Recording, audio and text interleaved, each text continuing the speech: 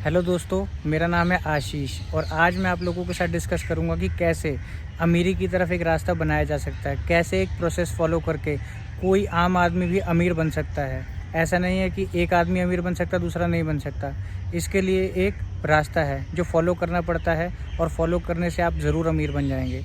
मैं डिस्कस कर रहा हूँ दोस्तों, साइंस ऑफ गेटिंग रिच। कैसे इंसान रास्ते खोल सकता है अमीरी की ओर। इसके अंदर सबसे पहले हमें बताया गया है कि राइट टू बी रिच। कैसे आपको ये एक्सेप्ट करना है कि मैं अमीर बन सकता हूँ।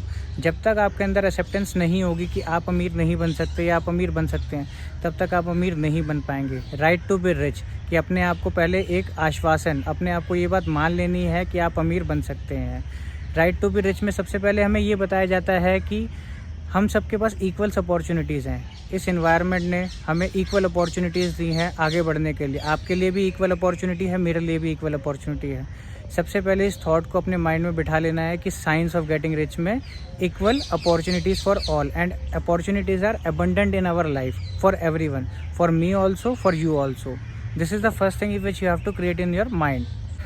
सेकेंड चीज़ ये हमें बताते हैं कि थॉट सबसे पहले एक ऐसा प्रोसेस है जिसके थ्रू हम अमीर बन सकते हैं। कोई भी इंसान, कोई राजा है तो उसके पास राजा वाली थॉट है, कोई अगर फ़कीर है तो उसके पास फ़कीरों वाली थॉट है।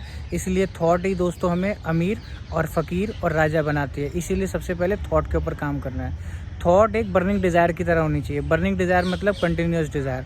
आपके दिमाग में हर वक्त ये चलना चाहिए कि अमीर बनना है। और खाली अमीर सोचने से कुछ नहीं होगा दोस्तों। हमें ये सोचना है कि अमीर बन के हम ऐसा क्या करेंगे कि जिससे हम अपनी लाइफ को इम्प्रूव कर पाएंगे, अपने आप को एक लग्जूरियस लाइफ देंगे, अपनी फैमिली को अच्छी एक लाइफ देंगे। तो सबसे पहले ये थॉट क्रिएट करनी है कि मुझे अमीर बन के एक घर लेना है, एक अच्छी गाड़ी लेनी है, एक विला लेना है। अगर थॉट क्लियर होगी और थॉट के ऊपर हमने अगर अच्छे से काम कर लिया, कंटिन्यूसली उसके ऊपर सोचा, तो हमें अमीर बनने से कोई नहीं रोक सकता। क्योंकि थॉट ही एक ऐसी चीज़ है जो हमें आगे तक लेके जाती है। इसलिए थॉट के ऊपर काम करना है, कंटिन्यूस रखना है उसे। जैसे ही आप अपने लेजर टाइम में बैठे हुए हैं, फ्री टाइम में बैठे हुए हैं, आपको उस थॉट के ऊपर वर्क करना है। सोचना है कि कैसे आप आगे बढ़ सकते हैं उस थॉट के ऊपर। अगर वो थॉट के ऊपर आप काम करना शुरू हो गए तो आपके अंदर एक साइकोलॉजिकल बैलेंस हो जाएगा कि आपको अमीर बनना ही बनना है।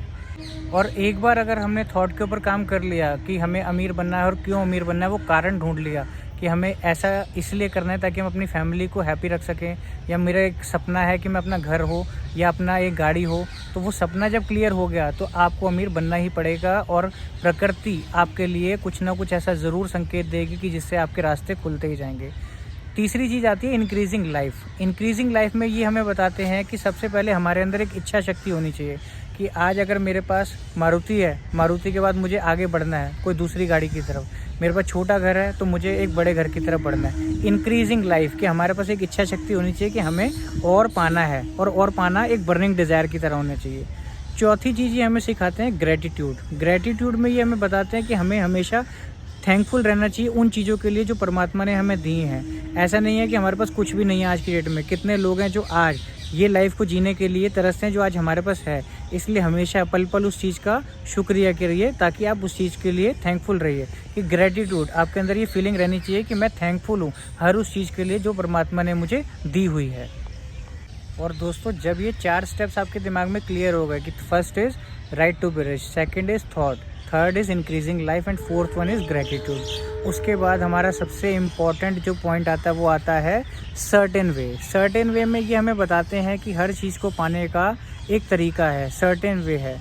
इसको हम एक एग्जांपल से समझ सकते हैं। फॉर एग्जांपल, एक ही मार्केट के अंदर 2 शू सेलर हैं जो जूते बेच रहे हैं, और एक जो है अच्छी खासी सेल का मालिक है, अपने आप में रिचनेस को अट्रैक्ट कर रहा है, और दूसरा इंसान जो है जिसके पास कुछ सेल ही नहीं आ रही है, कोई कस्टमर आता ही नहीं है। तो कुछ ना कुछ ऐसा सर्टेन वे, रेगुलरिटी, डिसीजंस वो फॉलो कर रहा है जो उसके पास आज की डेट में सेल आ रही है और रिचनेस अट्रैक्ट हो रही है, और सेकंड पर्सन उस चीज़ को फॉलो नहीं कर रहा।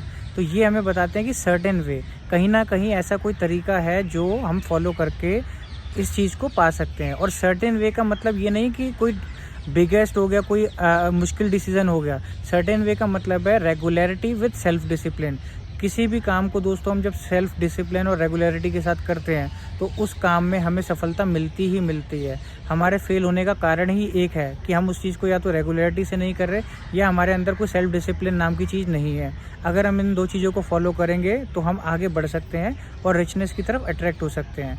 एक एग्जांपल है, जैसे हमें अगर चाय भी बनानी है तो चाय के लिए भी एक प्रोसेस है, सर्टेन वे है। तो सर्टेन वे मतलब कि हमें पहले उसके लिए पानी गर्म करना है, उसमें पत्ती डालनी है, चीनी डालनी है, दूध डालना है। तो ये एक सर्टेन वे, अगर इसको फॉलो नहीं किया गया तो आपकी चाय ख़राब हो जाएगी। ऐसे ही हर काम को करने का एक सर्टेन वे होता है कि उसको फॉलो नहीं किया गया तो आपका वो काम ख़राब हो जाएगा। तो सर्टेन वे हमेशा हमें ढूंढना है कि सर्टेन वे कि कैसे रेगुलरिटी और सेल्फ डिसिप्लिन को हम अपने अंदर आकर्षित करें और बनाएं ताकि हम सक्सेस को पा सकें।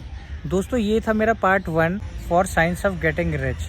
अगर आपको ये पार्ट अच्छा लगा हो तो आप इसको लाइक कर सकते हैं, शेयर कर सकते हैं और कमेंट कर सकते हैं।